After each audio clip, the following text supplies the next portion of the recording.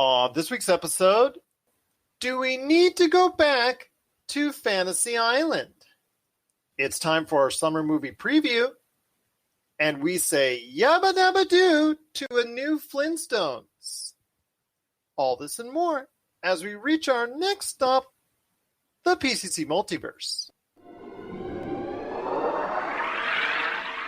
Don't be alarmed. The quasi-shimmering light before you is a trans-dimensional gateway to other worlds, other voices, other thoughts, and other realities. Up feels like down, and down feels like the number 7 on a Wednesday morning. Don't worry. That quivering, blood-boiling sensation under your eyebrows is all a part of the charm. Welcome to the PCC Multiverse. And we're back with another episode of the PCC Multiverse. This is Gerald Glassford from Pop Culture Cosmos, Game Source, Inside Sports Fantasy Football, and the Lakers Fast Break.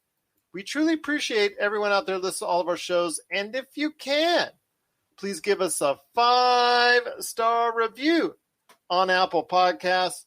Plus, if you can like, share, subscribe, follow, or do anything that you can to support us right here at Pop Culture Cosmos, because we're now a part of over 40 radio stations worldwide, and we cannot thank you enough. Radio Potus, we're coming soon to WRFN. Every single station that's out there, we cannot thank you enough for allowing us to be a part of your great radio station. But it wouldn't be a PCC Multiverse without my good friend. He's our drone man at Castle PCC on the Twitter and Instagram. You got to catch what he's doing today on the Twitter and Instagram at Castle PCC with a K. You notice I like saying it like that. Yeah. It is my good friend indeed. It is Marcus de la Garza. And Marcus, glad to have you back, my friend. I know it's been another rough week for you. I'm sorry to hear that, but we're talking some great pop culture this time around. We are, dude. It's going to be fun talking about all the movies that are about to be coming out this summer. We've got some favorites on the list already. I'm interested to hear yours. I've got a few that I'm really looking forward to here. Flintstones, though. Excited to talk that. I've got a lot of good memories tied to that franchise. So let's get into it, when we have a second. Well, we're doing something a little bit different today because we've got some scheduling things going on here at the Pop Culture Cosmos. So I'm actually recording this live back-to-back with our Monday show. Everything should go smoothly, but then again, I say that right now at the beginning of our recording. So we'll see what happens. But it is going to be a great episode today. For the PCC Multiverse, I want to go ahead and make sure everybody knows that we've got a great show lined up for you today. First off, we've got a lot of things to talk about when it concerns new shows coming to Fox, but they're not actually new. I'll talk about that coming up here in a sec. Sony has a game coming out for the PlayStation 5. It's an exclusive from the great studio Housemarque. Very underrated. They've come out with some great stuff in the past, a group that I followed for quite some time, and they're coming out with Returnal. So we'll talk about Returnal at length coming up here on the front half of the show as well. But on the back half, we've got a summer movie preview in mind. That's right. It's if you didn't know it, and no worries if you didn't, it is coming up on the first week of May as we're talking right now. And with the first week of May, usually is one of the biggest weekends of the year for the movie industry. It's not going to be this year, but it is going to lead us into the summer movie months. And we're going to be talking about some of the movies that we're interested in from May to September coming up on the show as well. But first, my friend, let's talk about some shows heading on the way to Fox. We're going to save the yabba dabba doo here for a second, but we're going to talk first about Fantasy Island. That has been rebooted by Fox as a series coming off the not-so-successful movie reboot that came out last year, starring Michael Pena, Maggie Q, and others, which unfortunately was a great part of not part of the Oscars this past week, but it was part of the Razzies. So This one caught me completely by surprise. They're going to put a young lady in the lead role who's going to be playing Rourke. I have a problem with the fact that I think Fantasy Island is an IP that needs to go on its own fantasy. I don't know about you. I just think that it's not something that you really want to put your money behind, because as we saw with the money or lack thereof of success that the movie achieved or lack thereof, and again, It was a major part of the award ceremony this past weekend, known as the Razzies, for the worst of film, not the best of the film in the Oscars. I really think the Fantasy Island IP is not that much worth bragging about at this point in time. There is no fantasy left to Fantasy Island. I sit back and you kind of look and you really start to measure out why people do the things they do, right? And you look at Fox and he's trying to wonder, why are you doing what you're doing here, Fox? Fantasy Island, the movie last year, didn't do great. I mean, you hit the nail on the head there. Highlight at the Razzies, Fantasy Island, let's talk about it. Man, we really should have put some money down on the Oscars last week. You brought it up in our Instagram conversations, but I mean, got all but one, and that was the one everyone got wrong, which was Anthony Hopkins over Chadwick Boseman. That was crazy. And Riz Ahmed. Riz Ahmed was the second leading favorite going into it. Anthony Hopkins was third, and he pulled it off. Oldest winner ever. Everything else we got right. That was that was so impressive, though, the fact that he did pull that off, get that win. I was sad that Chadwick did not take the Oscar for Best Actor there. Getting back to it, though, Fantasy Island, really interesting intellectual property in the sense of it just doesn't die. It just doesn't die. It's just, I don't get it, man. It was long dormant. It was for a long time, for good reason, because it was a very popular show back in the day on ABC. But I thought it had its day. I really thought it had its day. But Hollywood, they've got to go ahead and try and make something fresh out of something that was old. Yeah, I mean, we went from, 1977 and 20 without a Fantasy Island. And we were doing okay without it. And it just proves that we were probably going to do okay without this TV show coming up. I hope I eat my own words here. I'm always a lover of undervalued, or I guess overvalued IP that's now presenting itself as undervalued. I don't know. Let's just call it what it is. Fantasy Island, you've got a lot of work to do. You have a lot of work to do to impress me. Yeah. You've got a lot of work to do to impress anyone that's out there, because it's just truly something I don't think a whole lot of people want to see. I mean, the excitement, I think there was a little bit for the first trailers that came out for the movie. I think there was some excitement behind it. But once the negative reviews came out and once the negative box office trailed along with it, now, mind you, it was pandemic. I think had a lot to do with that and every other movie that came out in the first part of 2020. So that you can say is a wash. And maybe that's part of their thinking as far as the hierarchy at Fox, saying, you know what, that was an aberration. You can't really gauge any movie out that. Well, you can actually gauge Doolittle because that was trash any which way you say it. So right. Yeah, that was trash regardless. But with something like Fantasy Island, I think it's pretty cut and dry. But still, I don't know what Fox is thinking on that end, but I know they're going to be thinking about something on the other end when we talk about the other series. But some final thoughts on Fantasy Island, because we've been almost talking way too long on Fantasy Island. This definitely is my fantasy, talking about Fantasy Island for this long. But I will say that, the movie last year had its flops. Michael Pena, I really was hoping for more out of you as a actor in that role. But, at the end of the day, let's give them their shot. Let's see what Fox has when it comes to Fantasy Island, the TV show, and see what the reboot looks like. And I'll tell you, I'm heading into it trying to be as neutral as I can be, but I'm already not impressed. I'm not impressed as well. But the other major news about a series that's coming to Fox is, well, let's just put it right out there. Yabba dabba doo! That's right. The Flintstones is coming back, I believe, as a series from all indications. It just seems like it's something that a lot of people may be interested now, because the previous iteration of the Flintstones, the movie with John Goodman, Rosie O'Donnell, Rick Moranis, several other name actors that were part of it, that movie came out. I remember it not doing too bad money-wise, but not doing well enough. I think they did a sequel. They did a sequel to the movie, if I remember correctly. We had that 93 movie. I'm just trying to think of what else we did after that. They did a sequel to it, and then that flopped from there. There seemed to be very limited interest in it. But Elizabeth Banks, who is just a great star and also a director, want to give her props. Yeah. She's been in a lot of stuff from the 40-Year-Old Virgin on. Has done a great ton of work out there. She is going to be not only the voice of Pebbles, but she's also going to be spearheading this and getting this show up off the ground, I think, as an executive producer. So I want to hear your thoughts. this has also been a while. I mean, it's almost mirrors what happened last year with the first trailer for Fantasy Island, where it's been this long dormant IP. So we'll go ahead and give it a shot. We'll rehash it and see what happens there. They're doing the same thing with Flintstones since the movies that came out over 25 years ago. So I want to hear your thoughts on a new Flintstone series that's coming to Fox. Does it stand a better chance than Fantasy Island?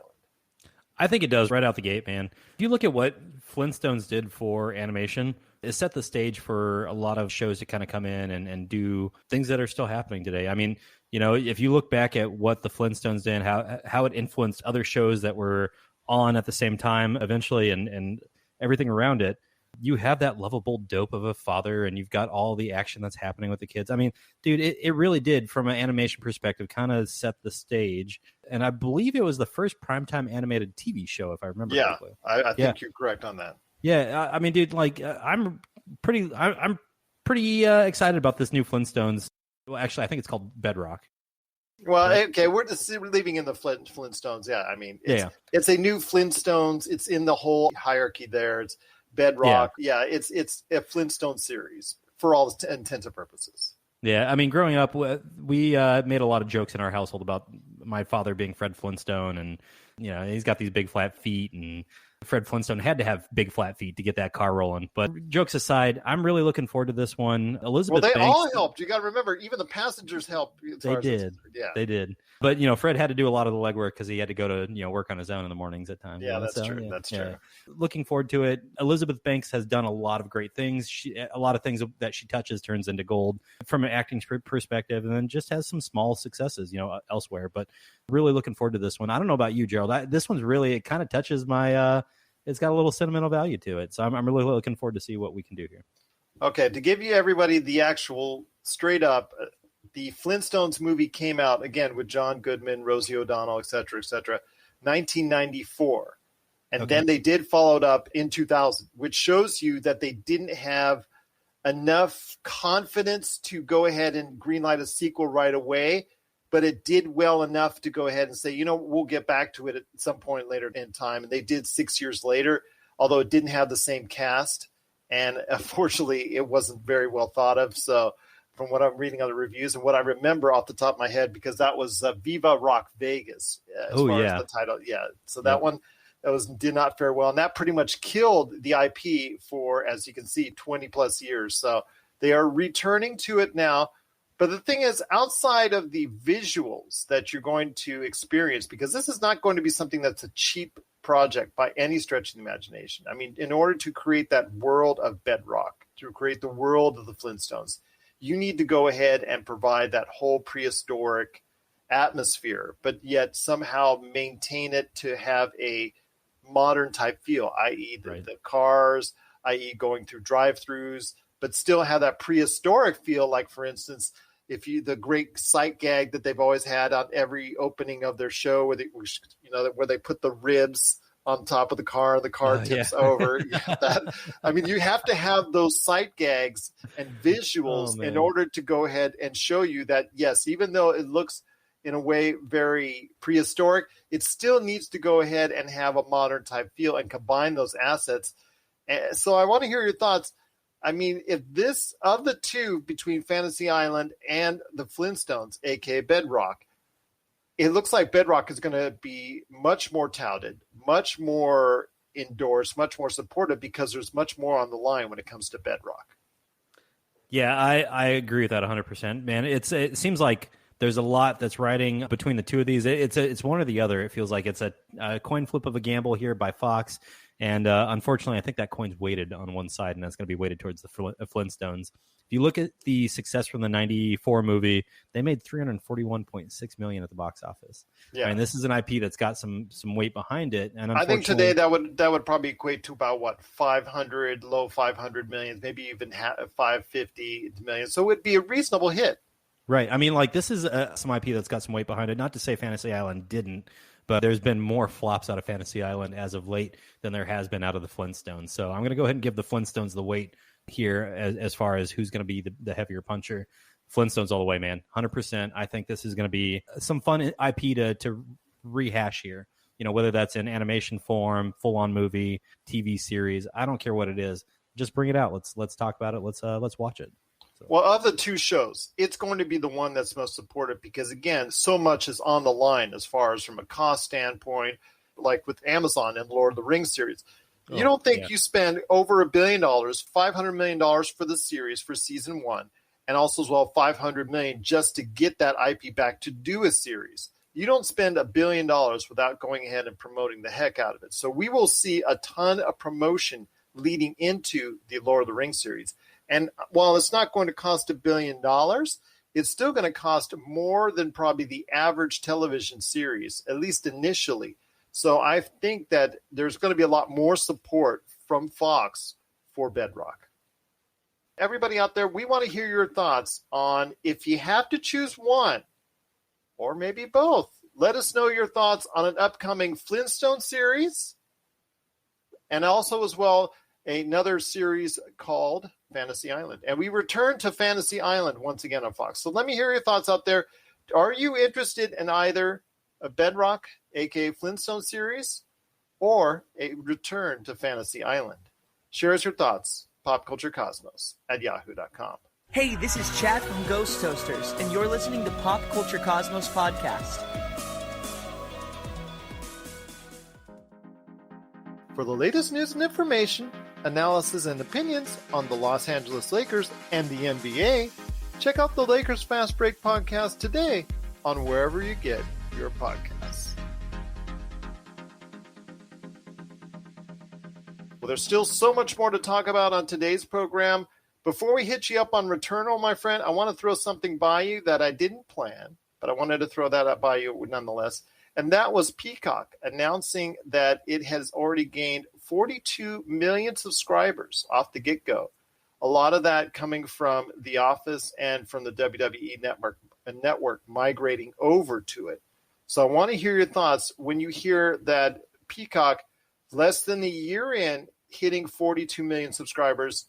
Do you think they're off to a better start than maybe what HBO Max is doing? They might be. The problem is HBO Max has that exclusivity to it. It's got a little bit of a higher dollar threshold to become a monthly member. Honestly, Gerald, I think that both of them are in great positions. I think HBO Max is doing themselves a lot of favors by doing the day and date releases. Peacock just doesn't have anything that can compete with that over time. But and I didn't throw this in there, and I was waiting for you to see if you would answer this. Man. No. Remember, when it comes to subscriptions, though, the free subscription, Peacock has, with its NBC Universal lineup, a limited amount of content that you can view free of charge with ad support. So that's something that HBO Max doesn't have outside of the free trial and whatnot. But HBO Max, like you said, is more expensive. There's not ads like for instance, what you can get on Peacock, where you can get a $5 tier or $6 tier, and then a higher tier without ads. The lower two are with ads. So I think it's in a way a little bit misleading, but it's also an encouraging sign that people are willing to go ahead and stray away from just Disney Plus and Netflix. I've got a question for you, though, before we move on from this topic. How do you count for baked-in subscribers? And I mean baked-in the sense of like WWE subscribers coming over to Peacock and whoever's following The Office coming over to watch The Office exclusively on Peacock. And then, on the HBO Max side of things, you've got AT&T subscribers that automatically get HBO Max now. So how do you account for these? I'm going to call them pre-built subscribers. And how do you talk about your actual natural growth in the marketplace? I know those are numbers we will never see, but I would love to know if anybody's speculating about that. Well, I can tell you as far as for the WWE network, we're talking between 1 and 2 million subscribers at the time that they migrated over to Peacock. So if they had 1 to 2 million subscribers already, that's something that's all going to migrate over to Peacock. So There you go right there. Plus, again, you have the free tier, which so many people have signed up. I mean, my daughter has signed up. I have got that now. So there's so many people out there that have subscriptions to the free. Again, it's how many paid subscribers I would want to know. How many people are at the $5 tier? How many people are at the higher tier? I think that's a bigger indicator of just how well or how much growth continuously Peacock will have going forward. When it comes to HBO Max, we talked about HBO Max, and it has its one tier, it's one price. There you go. Have a nice day. What is it? $15 a month, thereabouts. And with that, you it's more cut and dry. You can tell exactly how well it's doing. But then again, it also has things with HBO Go, regular HBO. Does this mean HBO on cable? Are we going to continue that moving forward? HBO Max, you have that. But then again, once those first run movies, and we've talked about this as well, stop coming out day and date, what is it going to be like? I think we're going to see the actual true growth of Peacock and especially HBO Max starting in 2022, when the WWE network, you can't just fold them in. You don't have another WWE network to fold in. You Right. don't have The Office to go ahead and bring in initially like you did. You don't have those great things on Peacock side. And then on the HBO Max side, if you intend to go ahead and just pop those movies right on the theater and stop popping them on HBO Max, what is your growth going to be like next year? That's what's concerning me. Yeah, and that's really, I guess, got to be on the forefront of the leadership for Peacock, forefront of their minds, man, because we're at a point now where if you don't have that year-over-year growth, you lose your funding. And so, it's something that could be very detrimental to them, if they don't find a way to really springboard their viewership or their membership going into 2022. No, it's very interesting because you got to go ahead and forecast the growth beyond 2021. So people, when they look at Peacock and when they look at HBO Max, they have to not just see their success that they're having now, but going forward. What is it going to be like for them 2022 for Peacock, for instance, when you don't have The Office that's brand new and fresh out on your subscription base? What is it going to be like for HBO Max when you don't have those day and date movies that you're going to drop? There's going to be a 2, 3, 4, 5, 6 week period or more before they finally hit HBO Max. What is it going to be like as far as for the growth for these two entities? So that's what I want to know. That's what I want to hear about. That's what I want to see going forward when they list out those stock reports. So it's very interesting to see. They're both trying to put their best foot forward right now and tell you all the good things. But the thing is now on the horizon for 2022 and beyond, we want to see exactly where they stand and how they match up to Disney Plus and Netflix and also Amazon Prime. You can't forget about them because they have, of any of these subscription-based outlets, they have of these streaming channels the best advantage because, again, you don't necessarily have to watch them with Amazon Prime. You're using it possibly for other means. So they always have that built in. So with Netflix, they got to keep throwing out like we talked about last week, $19 billion worth of content is what they're doing over the course of next year. With Disney Plus, they got to keep on throwing out with the stuff from Fox and stuff from Disney and the stuff from Star Wars. They got to keep throwing that out. With Amazon Prime, they just got to do enough on Amazon Prime to keep you happy, bring some movies like the one they just did with Michael B. Jordan dropping as far as the Tom Clancy movie that he just dropped and bringing the Lord of the Rings, which we just talked about. They got more built-in advantages with their service. So it makes for a great comparison chart that you can go ahead. But I really don't think you can see true residual growth or true numbers from these streaming outlets until 2022 when the dust starts clearing a little bit. What are your thoughts out there on the growth of Peacock and also as well HBO Max? Are you interested in keeping them beyond this year? Share us your thoughts. popculturecosmos@yahoo.com. Well, before we get to the half-hour break and our summer movie preview, wanted to go ahead and ask you this, my friend. Are you excited as a PlayStation fan, even though you don't have a PlayStation 5 yet, and I know you're still looking for one? Are you excited that the PlayStation 5 is going to get exclusive game to the PlayStation 5 in Returnal? Yeah, dude. So one of the guys I work with, Justin, has his PS5. He bought it from a third-party reseller that buys them off of somebody else and verifies it's a legit unit. So today we were standing in our lab and we were talking about, Returnal. And I mentioned it to him. I was like, hey, man, you should probably buy this game and play it and review it and maybe come talk to us about it.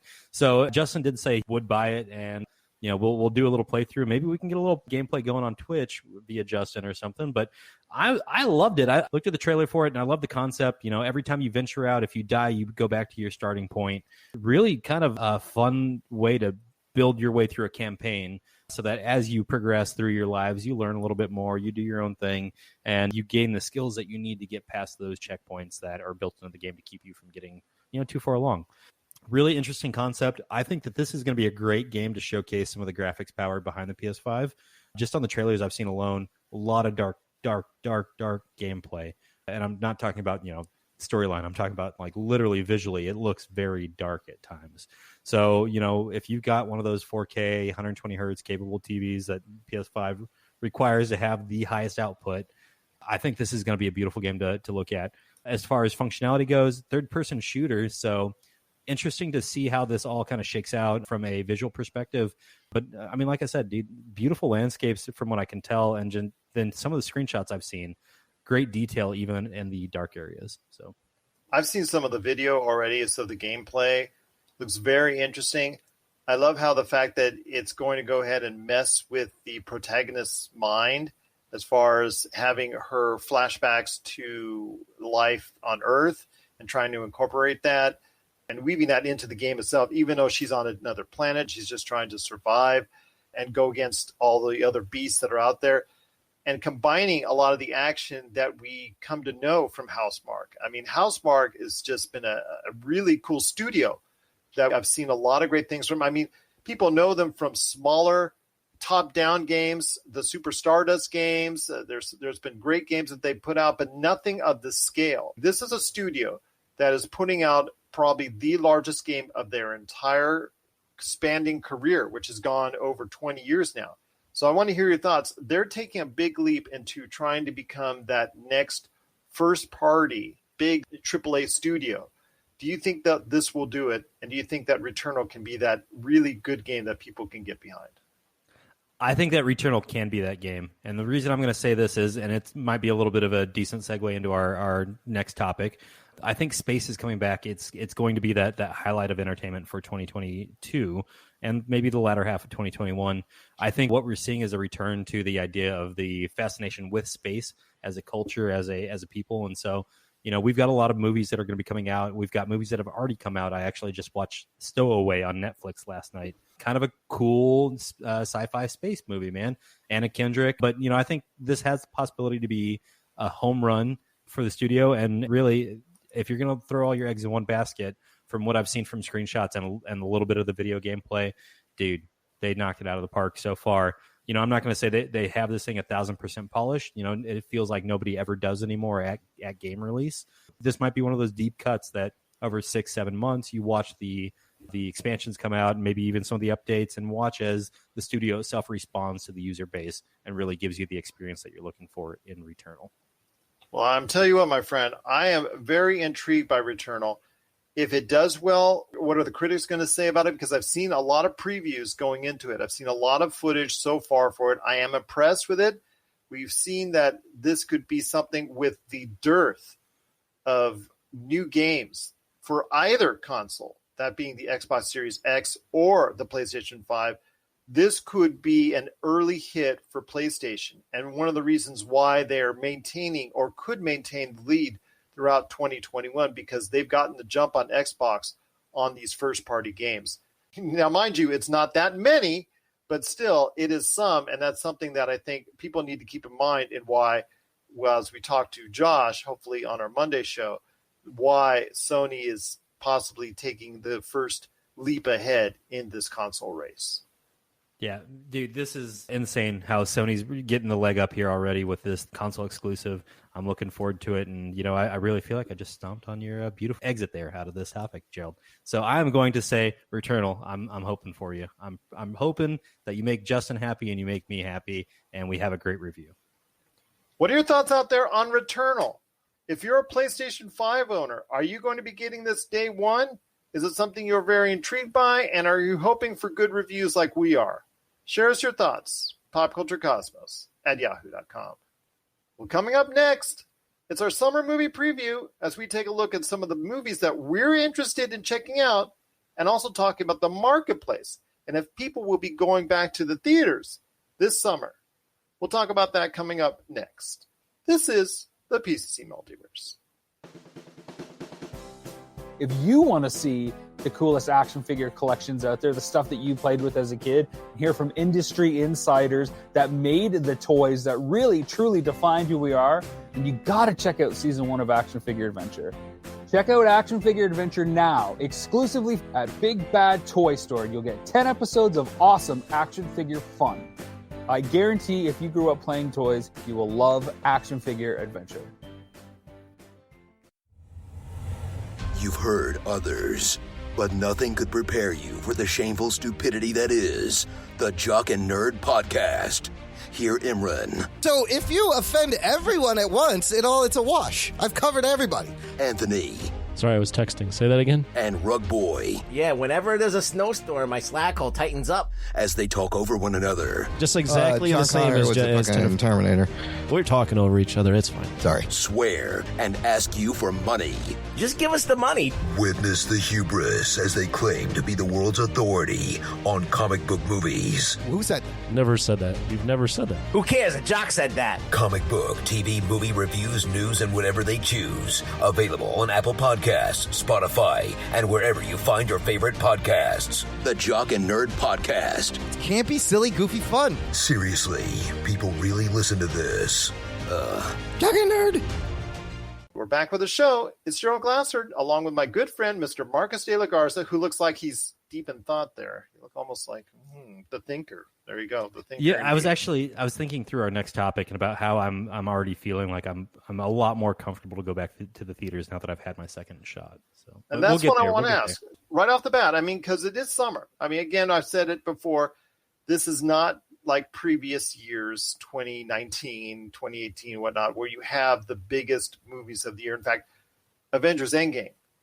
Happy birthday. You're 2 years old. I mean, because it actually, this past week, it went through its second birthday because it was already out in the marketplace. In fact, it was supposed to be coming out the first weekend in May, as traditionally what the biggest movies of the year do, but it had to come out earlier.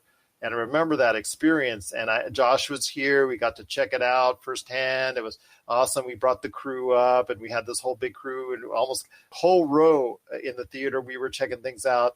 So, in fact, speak of the devil, he is here. He's joining us on the PCC Multiverse. What? It is Josh Pederson. There you go. It's a crossover. I know. Look at this. The greatest it's a crossover of all time.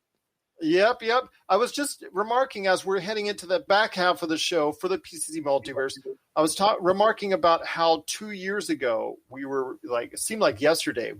You and the crew were here from the Super BS Games cast and also Topic Ocalypse. The Topic Ocalypse crew was here. We had a great time. We had with the Retro City Games fundraiser. But the most important thing was that you guys came out and checked out Avengers End Game. And that whole first weekend of May scenario, it just seemed to me like it was so much fun being part of the movie experience.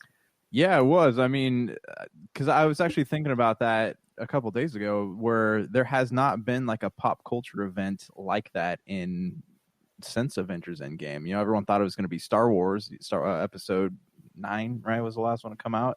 Everyone thought that was going to be it, but that was disappointing, whereas Endgame was just like a fantastic film all around.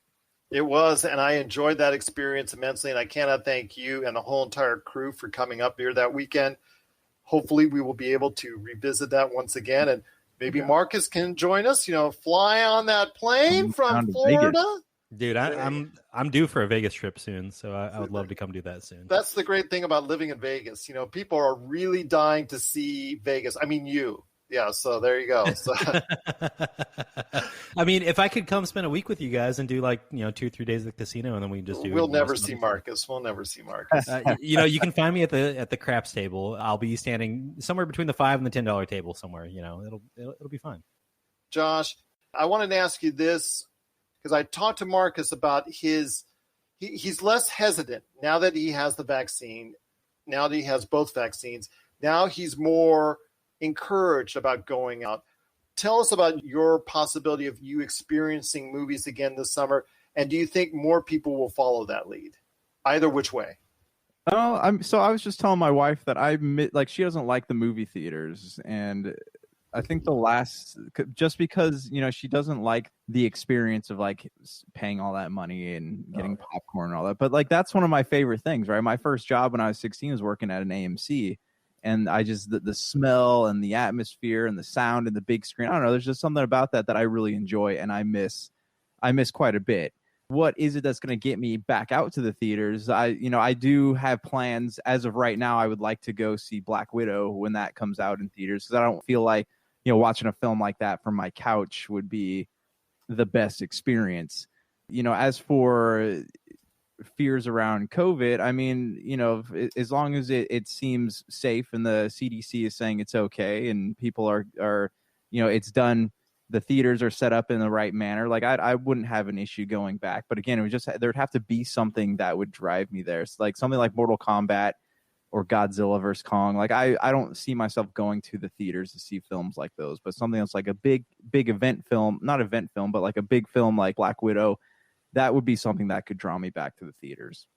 Yeah, you're looking for that really special event that's going to bring you back to the theater. And it's going to be kind of like a limited experience for you. Yeah. But at the end of the day, I mean, I don't know, man.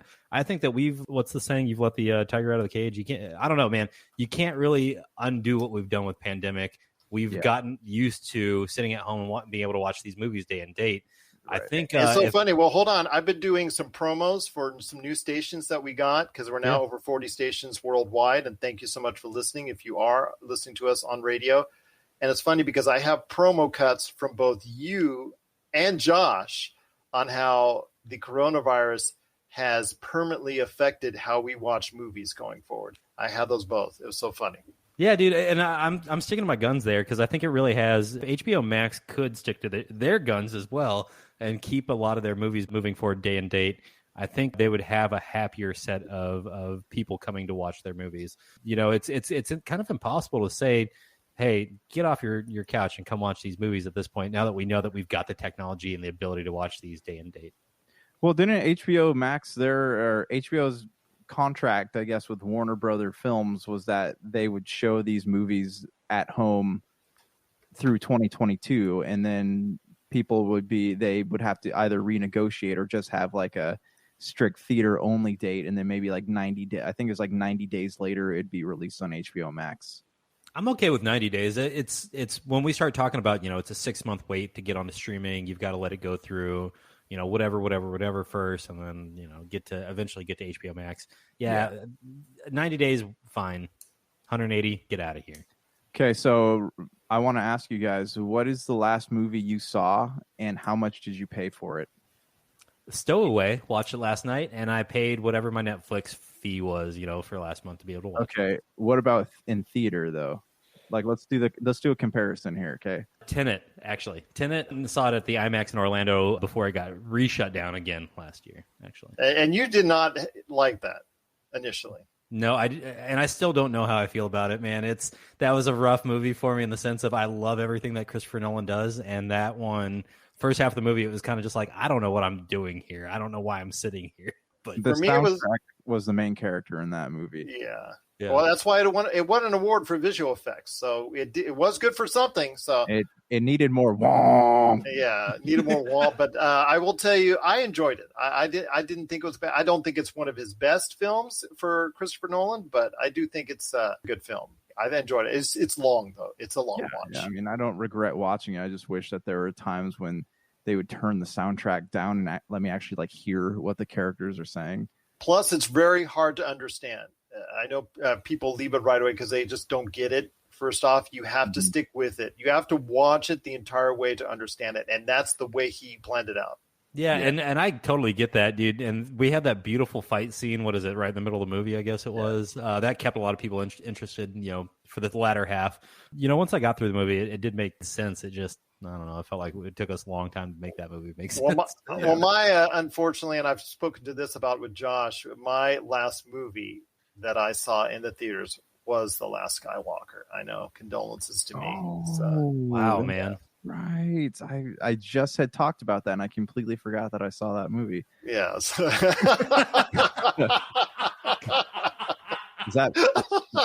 doesn't speak great things about it, I suppose. Oh my gosh, that was not set up at all. That was classic. I wish I could have not remembered that I watched it, especially because that's something we trashed at the time. You and I did not have a good time in that. I'm so sorry that the Star Wars saga ended like that as far as the Skywalker saga. It deserved better, but yeah, it's something that it's going to, with the movies that are coming out, they need to do something to connect with an audience to get them going back. There needs to be the movie experience once again. I mean, everybody flocked to the theaters with Avengers End Game. Everybody flocked to the theaters initially for The Last Skywalker because we thought, okay, this is the Skywalker saga ending. Mm-hmm. We have to go experience it at the theaters. With Avengers End Game, this could be the biggest movie of all time, and it was for a little while until Avatar beat it again. Need I digress? Please, let's go ahead and re-release Disney. But, that was a big experience. Everybody had to go see it. I saw it, I think, in the first 2-3 weeks. I think I saw it 5 times in the theater, 4 or 5 times in the theater, because I was just so entranced. I needed to see an IMAX version. I needed to see a regular version. I needed to see a version with you guys. I needed to see a version with my family. So it was so impactful to me, and I just wanted to be a part of the experience. And I think that's what we need, again, to get people in the door. So I'm going to go ahead and describe some of the movies that we're looking forward to in the month. Go ahead, Josh. So the last movie, I forgot, I had a good story about the last movie I saw, which apparently was Star Wars, but I'm going to say the one before that. I went to see Frozen 2, and you know how much money I paid for me, my wife, and 2 kids to go see that movie? $39. $130. Oh my God. Here's the thing too. You know what I didn't know about it is one of those fancy, is like an IMAX thing, but also it was like their roller coaster seats. They stuck you in these like flight simulator type things. And then like when they were sledding down hills, it was like tilting you up. Like it's one of those motion simulators. And when it started to snow, there's like little specks of things falling from the ceiling. Like it was a truly immersive experience that I never want to experience again. The kids probably loved it. And it sounds like you and your wife did. The kids were terrified. Like I had to hold the youngest one back because it was about to shoot her across the movie theater. Like it was a catapult. Thanks for checking out the PCC, the Pop Culture Cosmos. We'll be back in one moment. If you need your video game fix, be sure to check out Retro City Games. Located in Town Square on Las Vegas Boulevard or in Henderson, Nevada, Retro City Games has the cure for all your video game vices. Retro games and games for current consoles, Nintendo, Sega, PlayStation, Xbox, and more. Retro City Games has all the staples from any library and some highly collectible offerings too. So pick up a few games today at Retro City Games in Town Square on Las Vegas Boulevard or in Henderson, Nevada. Retro City Games is your video game metropolis. Yeah, it's something that we need that experience to get back into theaters, I think, en masse. I don't see anything on the horizon right away because the big movies in May, there's not that many. I mean, the first one that would be coming out, like I said, this would be the weekend that we would see the biggest movie of the year hit. And when your biggest movie right now that's coming out is Wrath of Man with Jason Statham, it's quite different. That's not going to get people in the door. You know what's very beautiful about this time of like COVID is the fact that we're seeing films made by like actual people. Like we're seeing films made by people who are artistic and have vision. It's not just like, it's not a big budget thing people are putting out like this is going to make money. Like people are actually like taking the time now to make films. And they're getting eyes on them that wouldn't normally happen if this were like a non-COVID time. Well, it's going to be something we'll have to wait and see if any of these movies are going to connect to get people in. I mean, Godzilla vs. Kong was a great start. That got people excited about movies again. That got people excited, or at least interested in going back to the theaters. Mortal Kombat actually was a good weekend because you had Demon Slayer, which is a big anime hit, especially in Japan. My daughter and I just finished the series on Hulu, and check that out if you're really into anime. I really suggest that. And we're going to go check out the movie as soon as we can. But that movie, and also as well Mortal Kombat, got some people in. But I don't see right away. Wrath of Man, to me, is not going to do it. And then you don't have until Memorial Day weekend here in the U.S., you have finally a movie that was actually, they were doing promo work for it already. And that was A Quiet Place Part 2. That's coming out later in May at the Memorial Day weekend, along with Cruella. But those movies aren't even even though A Quiet Place was a hit, do you really think that's going to get people in the door? And maybe some of the horror fans at least. Yeah, it had a very niche audience. It eventually like grew in favor like Napoleon Dynamite did. But I mean, I don't see that being like the big blockbuster draw of something like, Avengers or anything Marvel or DC. What about you, Marcus? Yeah, I don't see A Quiet Place Part 2, being that huge draw. But, I mean, that same weekend you get Cruella, and that'll be out on Disney Plus and theaters, correct? Mm-hmm. Yeah. I mean, so that one to me is the big winner for that weekend. But overall for the month of May, I mean, the biggest thing you're up against is Wrath of Man and Spiral. Spiral's Chris Rock and Sam Jackson continuing the Saw saga. But, honestly, guys, I think this is not going to be the thing that brings people out. You're going to be looking more towards Cruella than anything. Well, I want to ask now, as we go into June, something we just saw trailers being dropped for, and that's The Conjuring, The Devil Made Me Do It. I'm very surprised that the trailers just started dropping this past week, in the past few days. I don't know if you guys had a chance to see it yet, but when your trailer drops right around now, and the movie itself is just coming out just around the corner in the first week of June, The Conjuring is a big series, a big hit series. It's something that has grown into something that's been a backbone of horror movies now for the past decade.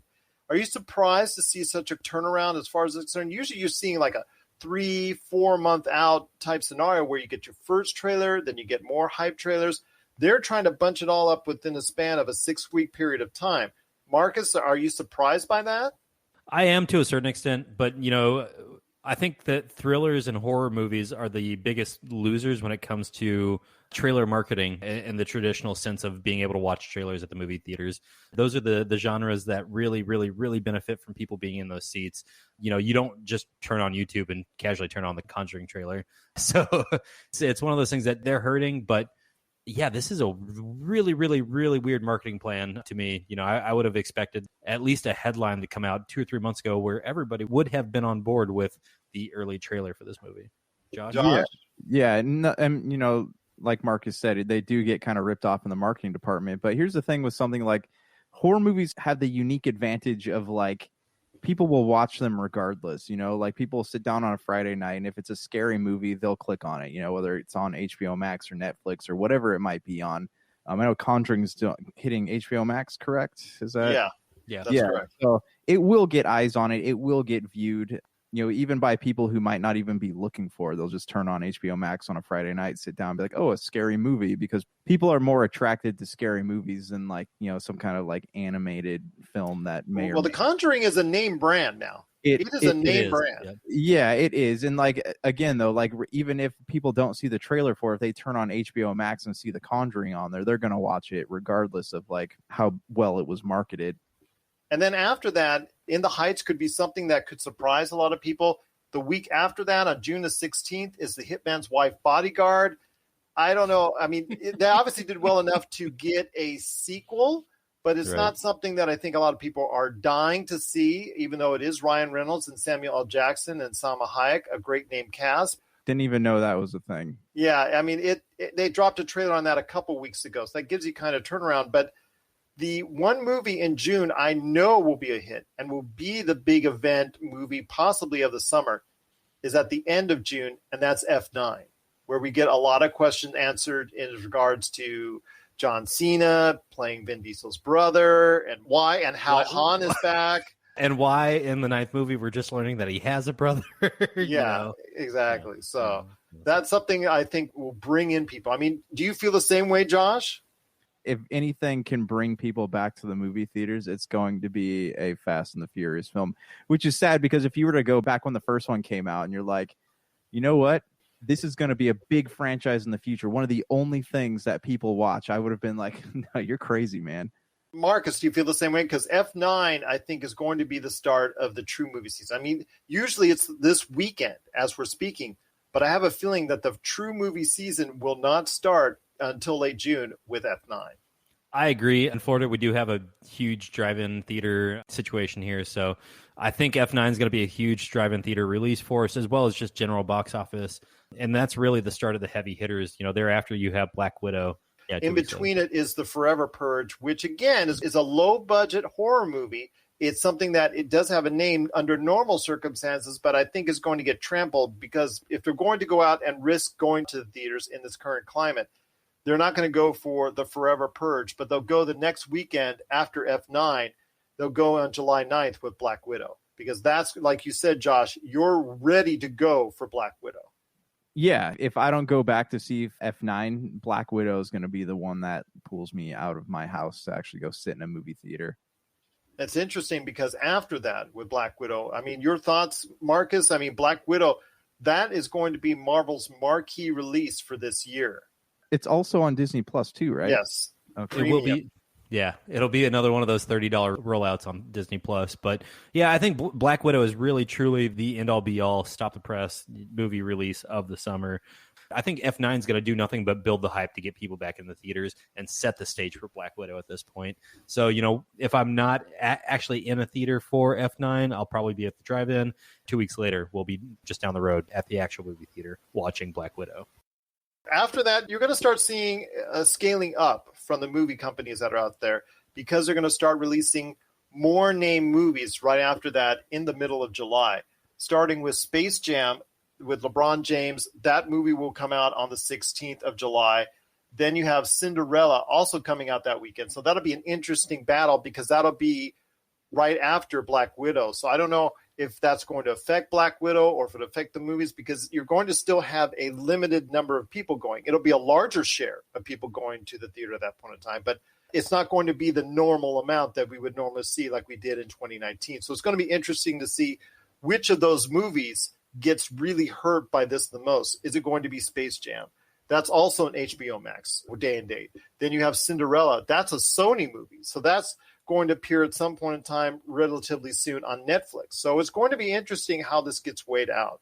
And then the rest of the month has Snake Eyes, G.I. Joe Origins. So the Snake Eyes movie, there's not been a trailer that's dropped for it yet. So we're hoping that it still comes out on the 23rd of July. Hotel Transylvania, Transformania, and then also you have Jungle Cruise at the end of July. So you're going to start seeing a ramping up right around late June, early July. I think F9 is going to be really kicking this off. What are your guys' thoughts about Jungle Cruise possibly also being a big hit for Disney? Because I don't know if that one has been announced as a premiere day and date release. That might be a theatrical release only. If it is a theatrical release only, I think we're going to be at a point then that a lot of people will have at least their first vaccination in their arm, if not both. That'll be a great time to try and test the waters and see if you can force the viewers back to the movie theaters and not give them that sample of the day and date release. Jungle Cruise, though, I mean, Dwayne Johnson, Emily Blunt, for a ride that I do enjoy at Walt Disney World, looking forward to seeing this movie. I agree. Like, I think personally, if you're trying to get people back into the movie theaters, it would be dumb to have a movie with Emily Blunt and The Rock revolving around the Jungle Cruise name and have it be a simultaneous release. Like, if you're trying to push people back into the theaters, this would be something that you would want to make exclusive to theaters. August 6th, you have The Suicide Squad. That's going to be a day and date with HBO Max. Right after that, you have Free Guy. Free Guy has yet to be announced as far as being a day and date with Hulu, which is, I'm assuming, which is where it would go. It wouldn't go to Disney Plus, even though Disney owns the rights to Free Guy. Really curious to see what happens with that movie. Don't Breathe, that sequel is coming out that weekend of August 13th. At least it's scheduled to right now. And then you have, for the rest of the month, you have Candyman or Reminiscence. That's something that I think a lot of people are going to be interested in. Reminiscence, especially since it's a sci-fi with Hugh Jackman, Thandie Newton, Rebecca Ferguson. That's some names there. The one movie I think people should not pass on, at least for the kids, that parents might be taking out is the Paw Patrol movie. I think you guys are going to laugh, but Paw Patrol. Gerald, I almost made the same joke about Paw Patrol. That's a huge series right now on Nickelodeon. Chase is on the case, man. Yeah, Chase is on the case. So even though it's in limited release, that movie I think people should not sleep on as far as the amount of people going to this movie and the time it releases in the middle of August. But then we get into early September, and we'll finish our conversation with this, guys. And that is September the 3rd, a movie that Josh and I have been looking forward to ever since it was announced. Shang-Chi and the Legend of the Ten Rings. And I know you guys have seen the trailer. And Josh, you and I, and Marcus, you and I have talked at length in regards to how hopeful we are for that this movie will be a big hit, but what it will do for the martial arts genre and how it will, I don't want to say legitimize, because there's been a lot of martial arts movie hits that have been out. But guys, before we head on out, I got to hear your thoughts on Shang-Chi and the Legend of the Ten Rings one more time and your hope for it as a movie. Josh? it looks cool. Like I'm a big fan of martial arts films. We've talked about that. Anything with Donnie Yen or Tony Jaa. With Shang-Chi, it's interesting because like outside of the comic books, like he doesn't really have a lot of solo outings that don't involve Iron Fist. So like I'm excited to see him kind of like have his own thing, to like own his own property. And I also want to see how that ties into the greater scheme of the MCU, especially since there's talks about them rebooting all these like street level heroes that Shang-Chi so often associates with, but on a Disney Plus platform. Marcus?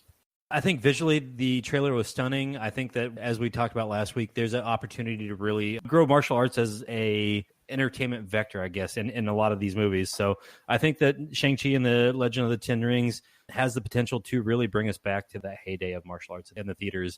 And honestly, man, I think there are a lot of people that are putting a lot of hope into this movie as far as being a great entertainment tool to really educate, but also really just bring awareness back to martial arts, man.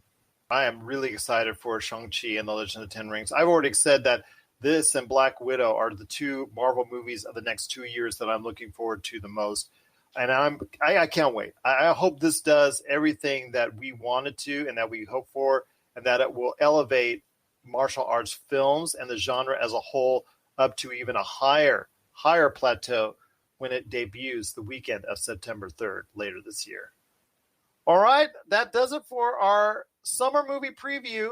What movies are you looking forward to in the summer? What movies will bring you back into the theaters? And what movies do you think will bring a worldwide audience together to go back to the movie theaters? Share us your thoughts, popculturecosmos@yahoo.com. Well, guys, it's been a great episode. I love the fact that the real Josh Shady, we got an appearance from him on our Friday show. Plus also as well, Mr. Castle PCC on the Twitter and Instagram.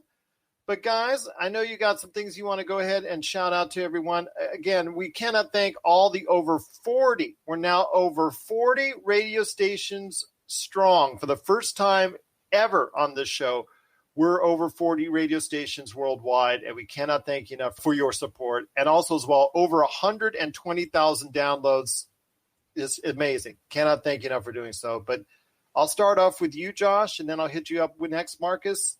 Josh, any last thoughts on the way out? Again, like I always love hearing from our audience. Send us emails. I love hearing back from you guys and seeing what you guys have to say. Like the feedback we've gotten thus far has been pretty good, and we always want to talk about your thoughts on the air. So if you got something specific about anything we talked about, shoot us an email, and we'll be happy to discuss more. Did you get the email I sent you from Bill? I did, yes. I really appreciate that, and I'm stoked that he's reading some of my other works out there. That's awesome. And you can find a lot of Josh's work today at popculturecosmos.com. Plus, I'm hoping Marcus will make a appearance either there or on Twitch sometime soon. No pressure, my friend, but any last thoughts on the way out? You're on mute. We lost you. You're totally silent. That's like the saying of 2020, and apparently it's the saying of 2021 for me. Hey, you're on mute, Marcus. I will say, though, on our way out here, I'll give you maybe my top 5 movies that I'm looking forward to this summer. Sure. Wrath of Man, Guy Ritchie. I really like a lot of the movies he's done in the past, and, he's just going to be working with Jason. Are you going to go see it in theaters? Not in theaters, but, I'll wait, and if I can watch it streaming day and date, I definitely will. F9, Black Widow, Jungle Cruise, and then, obviously, Shang-Chi. So, folks, please get out there to the movie theaters when you feel comfortable doing so, when you feel safe doing so. And like Josh said, please send us some feedback. We always love talking to you folks and hearing about how you're listening to us doing whatever you're doing. I agree wholeheartedly with what Marcus was saying. And again, like Josh was saying as well, I agree. Please send us your thoughts, popculturecosmos@yahoo.com, or hit us up on social media. We're all over social media. TikTok, Instagram, Facebook, Twitter. At Pop Culture Cosmos, wherever you get your social media. So for Josh Pederson and Marcus de la Garza, this is Gerald Glassford. It's another beautiful day in paradise right here in the PCC Multiverse. We thank you for listening. And here's hoping you have yourself a great